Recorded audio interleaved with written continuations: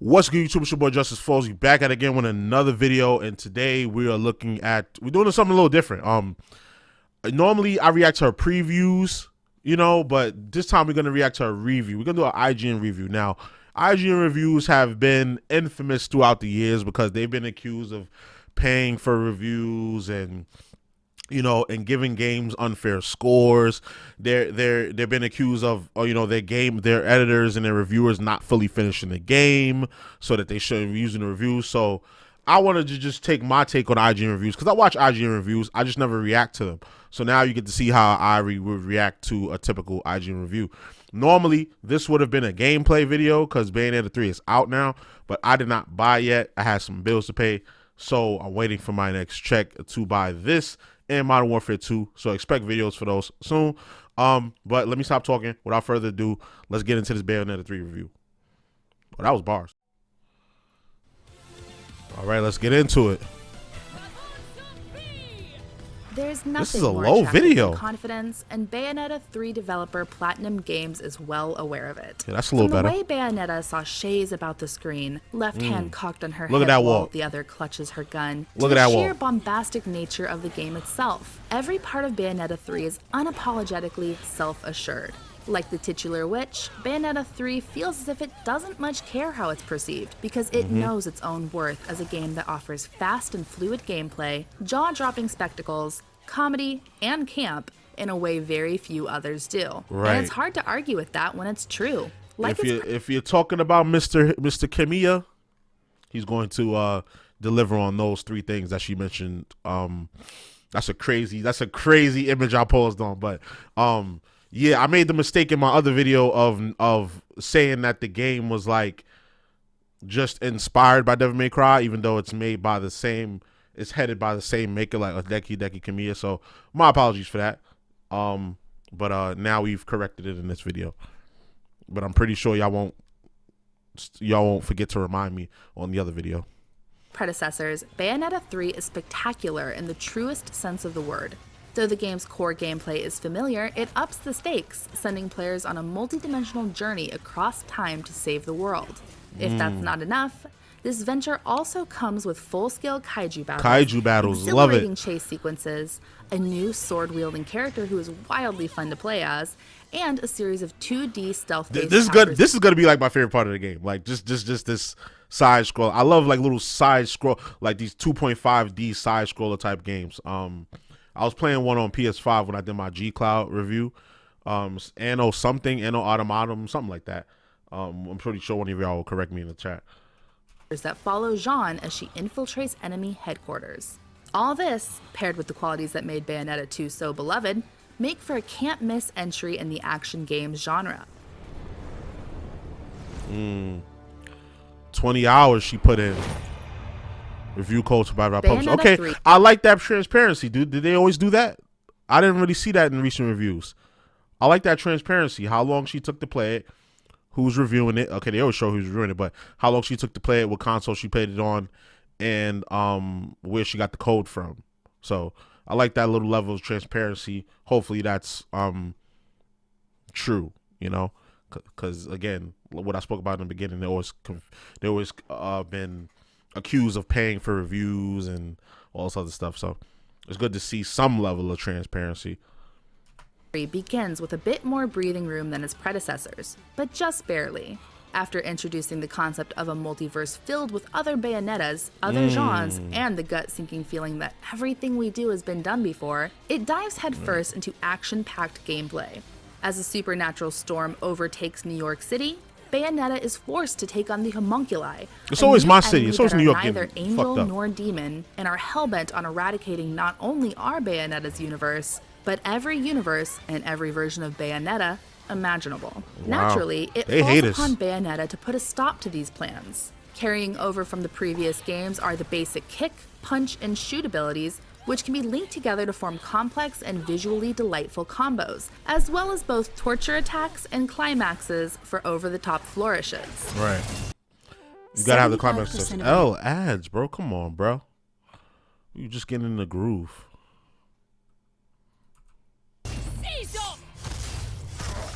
Bayonetta also still relies upon perfectly timed dodges to enter witch time. Yeah, a witch state in time which go all crazy. Enemies are slowed down to a near halt as Bayonetta rips through their defenses with bullets and beatdowns. Though performing combos and avoiding taking damage is still vital to winning battles and earning high-ranking medals, Bayonetta 3 pivots away from the previous game's dependence on weaving together masterful combos to fill your magic meter, instead allowing it to fill throughout combat in order to charge up Bayonetta's show-stopping abilities. Two such abilities are Demon Masquerade and Demon Slave, the former of which allows Bayonetta DT, to basically. take on the form of one of her demons to utilize part popping the of their DT. abilities. The latter summons an infernal demon you can control in battle through risque dance. This adds an interesting bit of strategy to the action game, as you must ensure your dance is not interrupted by an attack, consider which demon works best in each battle, and manage your magic meter to ensure that you're ready to summon a demon when the opportune time presents itself. I like that balance there where you get these super over the top moves and abilities and you get to use them at will, but there's a drawback. There's a severe drawback. So you really got to have strategy when you play these type of games. You can't just be you could probably button mash your way on the easier difficulty, but once you play a harder difficulty or you get later on in the game, you can't just mash your way through it. You got to strategically use these abilities. And that's what I've always loved about these stylish action games. It's not just it's not just your typical hack and slash.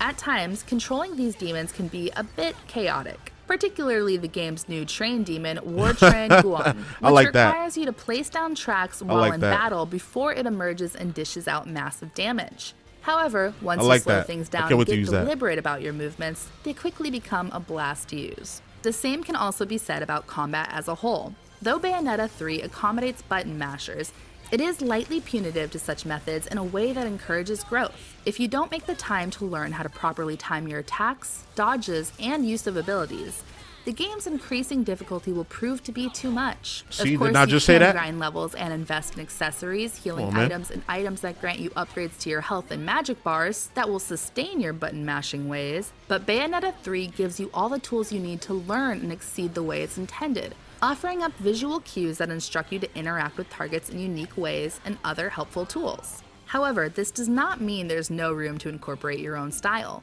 In Bayonetta 3, you can equip 2 weapons, each with their own unique kit of skills and combos, allowing for you to quickly cycle between them in battle. In fights with large, slow enemies, using a tankier weapon can help Bayonetta take them down quickly. Conversely, high-speed enemies require high-speed attacks, lest you want to spend the bulk of a fight chasing them down and swinging at air. Other weapons, such as my personal favorite, the Ignis Aranier Yo-Yo, excel at keeping you skyborne, which is a helpful skill when fighting enemies that deal close-range damage. Bayonetta can also cycle through 3 equipped infernal demons, each with their own fighting style.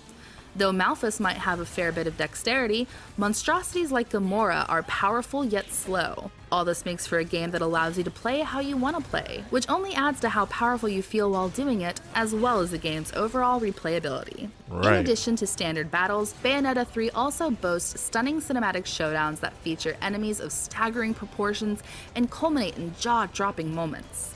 From that looks crazy. Across crumbling buildings that as looks a sort crazy. Of hellish Spider-Woman to entering spectacular kaiju fights complete with devastating beam attacks.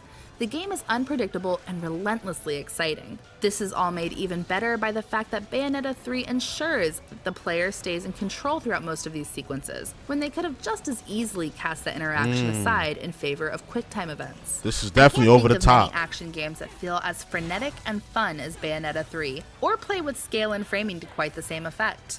Bayonetta 3 does a fantastic job of honoring its titular character, with battles every bit as big, bold, and beautiful as she is. Yeah, because she's like, if you didn't know, like, she's like, the character, she's like 6'8", like 6'9", like and if you look in the character, she's a big girl. She's big, beautiful, and boastful, whatever she said. Outside of combat, the game is similar to previous entries in that it has light open world sections where Bayonetta can traverse as she seeks out encounters, referred to in the game as verses. The environments range from Tokyo subway stations and collapsing skyscrapers to ancient ruins and historical landmarks, and feature hidden secrets, challenges, and areas where time has been distorted. In each of these zones, you play as a young Bayonetta attempting to rewind or fast forward time in order to solve a puzzle and progress. While not too profoundly stylized or robust, these areas are enjoyable to search around. However, even with all of these abilities, saving the world is a tall task for one witch alone. Fortunately, Bayonetta has two powerful friends eager to lend her a helping hand. The first of these is longtime companion Jean, who adds her own unique flavor to the game in the shape of 2D stealth challenges. I love it. Though they're fairly short and simple, these challenges are a blast to play and add a sort of campy Katana Zero vibe to the game. Yeah, Katana Zero, yeah, that's another game. If you haven't played that, check that out. That game is really good. I have it on Steam. That game is really fun. Katana Zero. It's like you could stop time and you could rewind time and stuff. And it's very fast paced. It's just a dope game. If you've never checked it out, I highly recommend that game. Takes down enemies, crawls through ducts, and stumbles into some humorous interactions. Bastard. Bayonetta also finds help in a young and mysterious katana-wielding woman named Viola. Though Viola might project a devil-may-care attitude as she trudges around in her low-rise plaid pants, knee-high combat boots, and distressed leather jacket, this newcomer is a bit of a softie, a fact Bayonetta has far too much fun with. However, this doesn't mean Viola isn't tough as nails. Equipped with a katana and her own infernal demon named Cheshire, Viola is a fast-paced blast to play as. While she uses the same core mechanics as Bayonetta, there are a few key differences between the two. Firstly, you don't have to control Cheshire. The cat-like creature is confined in Viola's blade, meaning you simply throw the sword and then bare-knuckle brawl while he is out. You're also able to both block and dodge attacks as Viola, though only blocking at precisely the right moment allows you to enter witch time. Viola also carries herself quite differently than the graceful contortionist we know and love. Rather than perform delicate acrobatic movements, Viola moves like a dexterous swordsman, shrouded by a youthful energy that is almost electrifying. Whereas Bayonetta's post-battle screen shows her arching backwards with a knowing smile, Viola's is accompanied by a power chord and a punk expression. Come on. Yeah, like this that's dope. I like the fact that you get that parody in character selection, you know, kind of like a Devil May Cry. Like it's very Hideki Kamiya kind of thing. You get that parody between the characters. The dynamic between these, like each character has its own vibe. Like it's all over the top and stylish, but each character gets their own type of vibe and their own way to dispose of the enemies. Three witches is both charming and chaotic, and another high point in a game full of them. It also reinforces one of the Bayonetta series' most interesting themes. A woman does not necessarily grow more powerful the more masculine she is. Despite Viola being a lot more of a tomboy than the slender and large-busted Bayonetta, it's made very apparent that Bayonetta is an artist with a gun, and someone Viola can learn a lot from on her journey of growth. Bayonetta 3 is a leap forward from 2, particularly in terms of how Bayonetta and the main party look, and it makes good use of the Switch's hardware capabilities. Unfortunately, there are noticeable deficiencies too, and as newer titles hit current-gen consoles, it becomes increasingly clear that the Switch is struggling to keep up. And that's what I was talking about in my last video, like when I was talking about the graphics. Like if Nintendo wants to really keep up and really take over the game and really keep their foothold on the ground, keep their foothold in the gaming industry, they need to make that Switch Pro. At least give us 1440 if you're not going to give us 4K. And a lot of y'all was arguing with me in the comments about that, but like I know I'm not the only one that feel that way, that Nintendo needs to step it up. You know, like they get a lot of juice out of that Tegra chip and, you know, all the other in a way and everything else inside the console as currently constructed, but that's outdated tech. You gotta step it up. You gotta step it up at some point. Like I know graphics aren't everything. Trust me, I know that. But you know, there's a certain standard as you move forward and technology advances, the standard also advances. And I think there's a standard for every aspect of a game, including the graphics. And there's no reason why Nintendo can't meet that standard. That's all I was saying in that video. Case of Bayonetta 3, this results in often barren locations and NPCs that look severely outdated. The game does a lot to ensure your eyes are focused on the action, where it looks vibrant with colors and detailed with particle effects.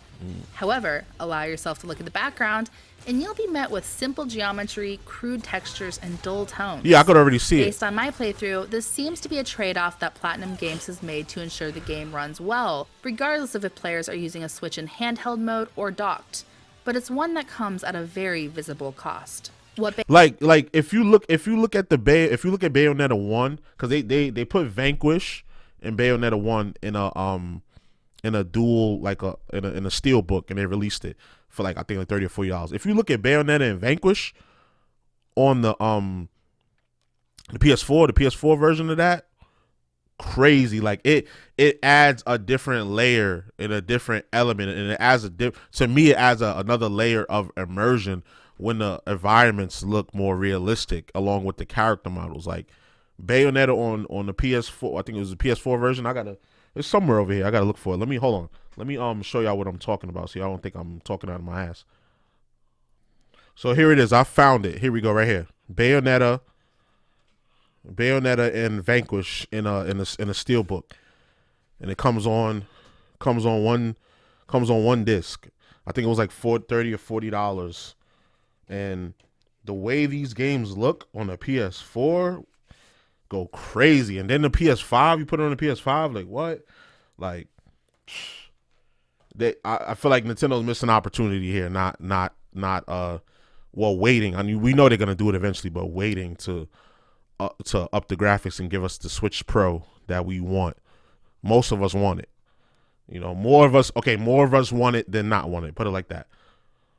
Bayonetta 3 lacks in visual fidelity, however, it more than makes up for with style. With bright colors and a jazzy feel to the game, it ventures closer to Atlus's prowess with style. The music is also fantastic. Atlus is another good company.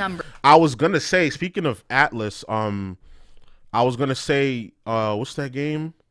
I think Shin Megami Tensei 5. I think that's made by Atlus, right? Yeah. Let me double check, because y'all be on my ass about that when I get stuff wrong. Yeah, Atlus. The homunculi look like to me they look like Shin Megami Tensei 5 characters. Numbers filled with operatic vocals to the fast-paced pop-punk tunes that play on violas on the field. The game does not lack in tracks that are just as grand and energetic as Bayonetta 3 itself. I'm not sure whether it's because of the game's fantastic music, the use of the word verse to refer to encounters, or her over-the-top style. But when I think of Bayonetta, I can't help but imagine her as a pop star. Bayonetta 3 feels like her Las Vegas residency, a lavish and spectacular show where each number is beautifully choreographed, every song is a banger, and the guest appearances are sure to delight. I like that comparison. It's like a Vegas, like when a established long-term artist gets a residency, usually in Vegas. A residency means you just perform every night or every week or however your schedule is at the same venue, and people come to see you at that same venue.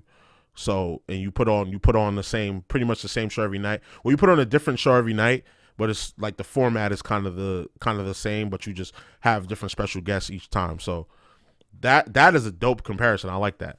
I like that comparison she gave. And joyous adventure that achieves its goals with an abundance of charisma and style. While it might have taken the better part of a decade to get here, the queen is back and she's ready to serve. Damn. Definitely did almost take pretty much a decade. A 9. Okay.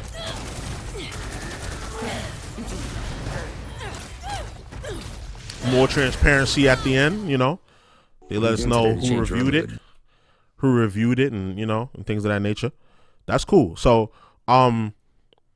watching that review, I think that obviously I haven't played the game yet, but watching that review, usually the reviews don't really sway me if I want to buy it or not. Usually I watch the reviews to get a general idea of how the game is going to go, and to see other parts of gameplay, and to see how they explain different aspects of the game. And the way she explained it sounds interesting. Even if it was a bad review, like she gave it a 6, usually from what I see from IGN reviews, they say what they feel is good about the game, what they feel is bad. And I usually watch multiple reviews anyway. But yeah, people usually say IGN reviews are controversial, but I don't think there was anything controversial about that. If you think I'm wrong and you've played the game, especially if you've played the game, definitely comment down below. Like, what do you guys think about the game so far? For those of you who have played it, it's already the 30th. The game's been out 2 days. I'm pretty sure some of you probably already beat it or are deep in the game already. So let me know what you think. And let me know what I'm getting into, because I'm definitely gonna buy the game. I'm definitely gonna post some gameplay here. So let me know what y'all think about that. As of this video, we just cracked 400 subscribers. Thank you. We halfway to our goal of on the road to 1,000. I thank all of y'all that have been checking out the content and have been subscribing. I just ask that you guys share it to your friends, share it to your Facebook, share it to your Twitter. You know, if you think the videos are cool that I put out, share it out, because that's the way we bring in more people. And the more people we bring in, the more audience I get, the more I'm able to do. I want to start streaming on here. I want to start reacting to different things. I got so many ideas for content, but I feel like right now I need to be not stuck, but consistent doing what I'm doing now with these reviews, so I could garner an audience, and then I could branch out. Because if you just go on YouTube doing a bunch of different things and you're new, you're not really going to grow as much. I'm already doing a lot as it is. Reviews, gameplay, unboxings, you know what I'm saying? So I'm trying to tune it down and keep it to these reactions to garner an audience. So if you like what you see, like, share, comment, hit the bell, all of that. I need all of that. I need all of that, so we could grow this community and I could really branch out and show y'all my true creative side, because it's not just gaming. I just love gaming, you know, and this is what I want to do. You know, this is the career field I want to shift over into. I already have a job that's a career pretty much, but that's not what I want to do. I want to do this full time. Like, so I need y'all help to do that. Like, I'm looking dead in the camera. Like, I need your help watching this video. If you got this far, to do it. If you got this far in the video, you fuck with the content, bro. Like, you might as well just subscribe, hit the bell, you know, because I post every day. I give y'all content, and you know, and I'm willing to give other types of content if it's warranted, if it's, you know, if y'all want it. So yeah, that's it. That's enough of me begging for for subscribers. So y'all already know the vibes. Like, comment, subscribe, all that good stuff. This is your boy JusticeXFalls, and we out. One.